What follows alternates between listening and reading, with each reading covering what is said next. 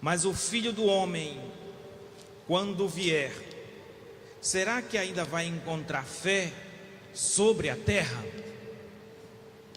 Meu querido irmão, minha querida irmã, que bom que você conseguiu se organizar neste dia, neste domingo, no meio do seu repouso, do seu lazer. Você disse: não, hoje, amor, nós vamos para a missa, como de costume. Talvez hoje seja um dos dias que você esteja retornando para a igreja, ou então já é um costume de todos os domingos. Eu digo sempre, essa escolha é sempre a melhor escolha que um homem, uma mulher, um jovem, um adolescente pode fazer. A escolha de fixar um momento para entrar em oração com Deus. Eu vou escolher um momento para adorá-lo, consagrar aquele tempo à oração. Porque a resposta, a pergunta que Jesus faz é uma pergunta crucial. Será que quando o Filho do Homem retornar, porque vai ter a segunda vinda e última vinda definitiva de Jesus sobre a terra, o que é que vocês estão vendo? Ele diz em Atos dos Apóstolos: assim como vocês estão vendo ele subir, ele vai descer. Mas quando ele retornar, será que vai encontrar fé sobre a terra? E ele fez essa pergunta há 2000 anos atrás, diante dos comportamentos das pessoas e até mesmo da rejeição, da frieza da geração daquela época. Jesus já se preocupava: será que a fé vai existir sempre? Será que eu vou ter sempre filhos capazes de acreditar em mim, capazes de levantar os seus olhares e ecoarem os seus gritos, as suas orações até mim? Se passaram 2000 anos, e eu garanto para vocês que teve sim uma subida, um aumento de homens, de gerações que acreditavam, que tinham uma fé robusta. Mas nos últimos anos, ou nos últimos séculos, ou se quisermos nas últimas décadas, isso tem diminuído tantíssimo. Às vezes nós pensamos e queremos avaliar, ou sentir, ou ver como uma característica do retorno último de Jesus a partir dos sinais da natureza: terremoto, guerras, intrigas, pai contra filhos, filhos contra pai. E a gente pensa que o mundo está acabando. Coisas que sempre existiram. De que mundo é mundo, e desde quando existem registros históricos, as guerras existiram. Antes, na antiguidade, existia a arte bélica. Os gregos, se eles não nascessem perfeito, eles matavam os filhos porque não servia para a arte bélica, para a guerra. Talvez era um povo que fazia muito mais guerra do que a nossa. Talvez esse não seja um sinal visível que o mundo, que a volta de Jesus está se aproximando. Mas tem um sinal que esse é realmente sério e requer toda a nossa atenção: é a frieza. Tem um esfriamento da fé. E há muito tempo a fé vem esfriando, vem ficando pouca nos nossos corações. Se vocês quiserem dados, dê uma pesquisada de como a fé está sendo vivida no mundo antigo: França, Europa, Espanha, Alemanha. As grandes catedrais do período medieval, que foram lugares de cultos solenes, de grandes adorações a Deus, hoje são lugares que são usados para ofícios, escritórios. E se fosse só para ofícios e escritórios, ainda estaria bom. Nós temos igrejas hoje na França, Itália, que são utilizadas para bares, para shows. Igrejas que um dia acolheu almas desejosas de Deus, hoje acolhe almas perdidas, sem saber para onde estão, alimentando simplesmente um desejo humano. Isso é o mundo antigo, é o mundo velho. Mas o nosso também não está muito distante. A fé vai esfriando. Se nós não tivermos cuidado, até nós mesmos. Olha, às vezes a gente passa um domingo sem vir à missa. Um domingo. porque aconteceu alguma coisa ou porque você viajou. Aí no outro a gente já vem já assim. E se brincar, pensa que não é o domingo, é o segundo, é o terceiro. Você não está mais participando. Vai perdendo o sabor, vai perdendo. O que vai garantir a existência de uma fé forte, eficaz, fecunda, forte realmente, é a oração. Por isso que o início do Evangelho já te dá a resposta. Jesus, ele conta uma parábola para falar da necessidade da oração. Oração é a temática, oração e fé. São duas coisas que não se separam. Santo Agostinho diz: a oração, a fé produz oração. Um homem que crê, uma mulher que crê, não tem como ela ficar quieta. Ou em casa, ou no coletivo, ela vai sentir o desejo de se colocar em comunhão com Deus, na oração. E a oração, diz Santo Agostinho, robustece a fé. Se a tua fé está fraca, é porque você anda orando pouco. Oração. Que utilidade tem a oração nas nossas vidas, meus irmãos? Qual é a função que exerce a oração? Por que que você hoje tirou essa 1 hora e meia para estar nesse templo, em atitude, em comportamento de oração? Para que ela serve? Vocês sabiam que tem pessoas que acham que a oração ela é inútil? Vocês sabiam que tem pessoas, e às vezes até dentro de casa, que diz assim mesmo para você: você já vai de novo perder tempo? Tem gente que acha que ir para a igreja, que começar um momento de oração, tem gente que acha que é uma perda de tempo, é um tempo infecundo, infértil. Mas será que a oração é tão desnecessária? Uma vez que Jesus diz: rezai constantemente e não desanimai. Para Jesus ela é necessária. E aquilo que é necessário é prioridade, meus irmãos. A oração, vai dizer São João Maria Vianney, a oração está para o espírito como o respiro está para o corpo. Se o corpo para de respirar, ele morre. Se um homem para de orar, de conversar com Deus, seja no individual, no particular e seja no coletivo, o seu pulmão reduz todos os dias o seu pulmão espiritual. E corre um risco dele ser um morto-vivo. Vivo fisicamente, mas espiritualmente morto. A oração ela é necessária, mas a oração ela tem o poder. A oração tem poder. A oração não é simplesmente dizer fórmulas.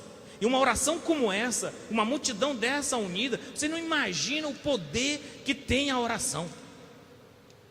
Mas quem já fez a experiência de Deus na oração sabe do que eu estou falando. Inclusive os nossos jovens, quando aconteceu o acidente, o que mais nós tínhamos era pessoas em oração, evangélicos e católicos, fazendo uma corrente de oração. E a gente sente quando as pessoas oram por nós, assim como a gente sente quando as pessoas não nos querem bem, assim como a gente sente quando as pessoas torcem para dar errado aquilo que a gente está fazendo, quando a gente sente que pessoas desejam mal para nós, nós sentimos. Mas nós sentimos também quando as pessoas rezam e nos sustentam na oração. Então a oração ela é sim fundamental, ela causa em nós tantas coisas. Existem várias formas de oração: oração espontânea, oração de lágrimas, orações de grito, orações de gemido. Oração que muitas das vezes beira quase o desespero, quando você não sabe mais o que fazer, e você clama, você pede, você ora, e você não vê o resultado. Porque aqui Jesus diz: vocês acham que Deus não vai acolher e ouvir esses gritos de dia e noite que seus eleitos elevam aos céus? Vocês acham que Ele não vai agir? E diz a palavra, e Ele vai agir, e vai agir depressa, rápido. Meus irmãos, mas tem dias que não é tão depressa assim não. Tem tempo que a gente ora, a gente pede, a gente faz novena, a gente faz texto, a gente faz a nossa oração pessoal, a gente lê as Sagradas Escrituras e a gente ora. E aquilo que você está pedindo às vezes não chega, demora. Mas uma coisa eu te digo, pode até demorar, mas que Ele vai intervir, Ele defende. A vitória daquele que ora fervorosamente chega. Se a gente quiser um exemplo nosso, local, é só olhar para a Ana Vitória. Ainda hoje eu conversava com alguns amigos sobre. É ou não é fruto de um milagre? Quem conhece a história dela? Eu não conheço tudo. O que eu acompanhei foi pelas mídias. Ainda preciso visitá-la pessoalmente. Mas é fruto de milagre. O que aconteceu? Hoje essa menina fala, essa menina te reconhece. E ali é fruto de oração. A mãe dela pedia oração o tempo todo. O tempo todo. E pede ainda hoje. Então a oração, meu irmão, tem poder. Tem uma força que nós não podemos desconhecê-la. Essa viúva, diante desse juiz injusto, não tinha nada. Não tinha dinheiro, não tinha conhecimento nem reconhecimento. Simplesmente a única coisa que ela tinha era a boca para pedir, fazer uma petição. Faz-me justiça. Eu te garanto, vai chegar dia, e chega na vida de todos, que os nossos bens materiais não bastam, que o nosso dinheiro não basta, e que as pessoas não bastam. Vai chegar um momento que nós vamos ter uma única coisa, e se você tiver fé, você vai ter somente a oração. E se você tiver a oração e a fé, você vai ter tudo. Às vezes nós temos nossos melhores planos de saúde, mas quando bate certo tipo de doença nas nossas portas, nas nossas casas, na nossa vida, a gente se depara diante de algo maior do que qualquer outra coisa. E se você não tiver a oração e a fé, te garanto, meus irmãos, você entra em desespero. Você entra em desespero. Por isso que a oração ela acalma corações. A oração te traz paz. Por isso que você vem para um momento como esse, para a gente sair mais leve, e para a gente sair também esperançosos, para a gente sair cheio da fé. Porque Deus, Ele nos consola desta forma. Quer um exemplo do poder da oração? Veja e releia com atenção a primeira leitura. Moisés, Josué e seus guerreiros de uma parte, Alameque, os amalacitas de uma outra, estão para entrar na terra prometida, e tem sempre um empecilho. Para adentrar no reino de Deus, ou acolher o reino de Deus na nossa vida, vai ter sempre empecilhos. Vai ter sempre os amalecitas querendo atrapalhar. Na hora que a guerra foi declarada, Moisés, ele não se posicionou na frente, junto com Josué e os guerreiros. Moisés, o homem de oração, um grande intercessor, disse: Josué, chama os melhores homens, os teus guerreiros, e vai para o campo de batalha. Eu, Ur e Araão vamos para o monte rezar. Olha aqui a coisa inútil, né? Quem está no campo de batalha, na planície, guerreando contra os amalacitas, e no topo da montanha nós temos 3 homens. Josué com as mãos estendidas, elevada aos céus, intercedendo. Diz a palavra que enquanto as mãos de Moisés estava estendida, levada aos altos, lá na planície, o povo de Deus vencia a batalha. Quando Moisés abaixava as mãos, porque elas cansavam, lá na planície, o povo de Deus perdia a batalha. Eu não sei quem são os teus parentes, os teus amigos, mas eu te digo que todos nós temos amigos, parentes e familiares que estão traçando batalhas ferozes na planície, precisando de intercessores. Nós não somos muitos, nós somos poucos se nós formos confrontarmos com os números dos habitantes de Pixuna. Mas se esse grupo todo aqui for intercessores, se nós somos intercessores por Ipixuna e pelas pessoas que estão na batalha, a vitória é certa. Agora, uma coisa a gente tira aqui: a vitória acontece mediante uma oração persistente. Foi o dia todo rezando, orando. Chega às mãos dele, os braços dele cansou. E eu acho muito interessante esse verbo e essa atitude do cansar dentro da intercessão, dentro da oração. Às vezes a gente cansa, meus irmãos. Às vezes a gente cansa, inclusive na oração. A gente cansa de rezar. Eu estou cansado de pedir. E quando você cansa, quem te ajuda? Quem te ajuda a continuar persistindo, a continuar esperando? Quem te ajuda? senão a igreja, senão os teus irmãos, senão as pessoas que crê.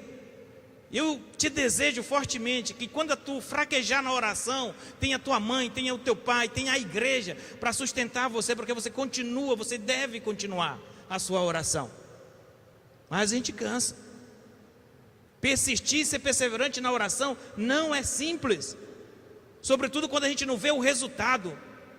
Agora, uma coisa eu digo para vocês: às vezes a gente pede coisas para Deus, pede 1 ano, pede 2 e pede 3, e você acha que é justo que aconteça a graça, e você não vê o resultado, e você pensa que Deus não está agindo. Eu te garanto, mesmo quando tem um silêncio da parte de Deus, Ele está agindo, porque se você persistir na oração dentro do teu pedido, ali você vai ser transformado também. Às vezes, nem sempre, a gente ganha a vitória de uma cura física, quando a gente está doente e pede. Mas se você persistir na oração, mesmo diante da doença, e você não ganhar a cura física, eu te garanto que a cura da alma, ela chega. E não tem uma cura melhor do que a cura espiritual. Mas a oração tem poder e ela faz as coisas acontecerem. Querem um exemplo também? Santa Mônica. Santa Mônica foram 30 anos, não foi 30 dias, não foi 30 semanas. 30 anos rezando por um jovem brilhante de Tagaste. Um homem que se tornou o grande orador da corte imperial, de uma mente brilhante. É uma das melhores mentes que nós temos na literatura cristã católica. Quando ele conheceu Cristo, é como se apagasse a vida escura de Santo Agostinho. Quando nós lembramos de Santo Agostinho, nós nem queremos saber do lado escuro da sua vida, de tão grande que foi a sua transformação. Mas a transformação de Santo Agostinho dependeu de uma mulher, de uma mãe fervorosa e persistente e perseverante na oração.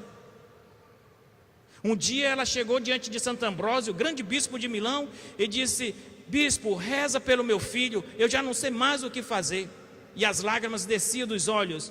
E Santo Ambrósio disse para ela: mulher, vai para casa, porque não é possível que um filho, fruto de tantas lágrimas e de tantas orações, seja perdido. Na hora certa Deus vai agir. E Deus agiu. Agiu e agiu forte. Hoje é um dos maiores santos. Se passaram anos, séculos, e não existe um templo católico que não fale de Santo Agostinho. Quase todos os discursos, quase todas as homilias, é um dos nomes que a gente cita. O homem escreveu de tudo e por tudo. Da sua boca brotavam as palavras inspiradas. Então a oração, ela tem poder. É o teu filho está passando por uma dificuldade, continue rezando por ele. É teu esposo, continue rezando por ele. É tua esposa, continue. A oração não é inútil. O salmo de hoje dizia: o meu auxílio está no nome do Senhor, aquele que fez o céu e fez a terra. Aprenda isso. O teu auxílio não está nas coisas, nas pessoas simplesmente. Teu auxílio e a tua salvação está no Senhor, aquele que fez o céu e fez a terra. E por último, leiam depois, quando chegarem em casa, a carta de São Paulo, a segunda leitura, sobre a importância das Sagradas Escrituras. Toda a Sagrada Escritura é inspirada, e é ela que alimenta a nossa fé, e é ela que alimenta a nossa oração. Palavra toda inspirada, boa e justa para ensinar, argumentar, discutir, defender, exortar e corrigir. A palavra de Deus, ela serve para nos orientar, nos corrigir, nos ensinar a rezar, ensinar a pedir a Deus. Anunciai a palavra em todos os momentos, até nos momentos inoportunos. Não tenha medo de falar da palavra, não tenha medo de anunciá-la, e não tenha preguiça de orar. Não tenha preguiça de estabelecer um ritmo cotidiano de oração na sua vida. Porque se tem uma coisa que dá preguiça na gente, é de rezar. Tem um bichinho por aí, meu irmão, diz: não, eu vou rezar só à noite. Aí quando chega à noite, não aguenta, do Ave Maria já está caindo. Quando se fala de oração, vai ser rápido? Primeira pergunta: vai ser rápido? Se for rápido, interessante. Para Deus tem que ser tudo rápido. Agora, se for outras coisas, a pessoa está morrendo em cima do sofá, a gente chama para fazer Ah, não, estou cansado. Se aqui tivesse o shopping, a gente pergunta, bora lá no shopping? Rapaz, na hora. Onde é? Que hora é? Bora, chama o Uber. Chama o Uber, bora. Ah, para o shopping você está pronto. Para a festa você está pronto. E para Deus você não está? Cuidado, porque Ele pode chegar na hora e você não ter fé no seu coração. Não seja pego de surpresa. Vigiai e vigiai na oração. Seja louvado o nome do nosso Senhor.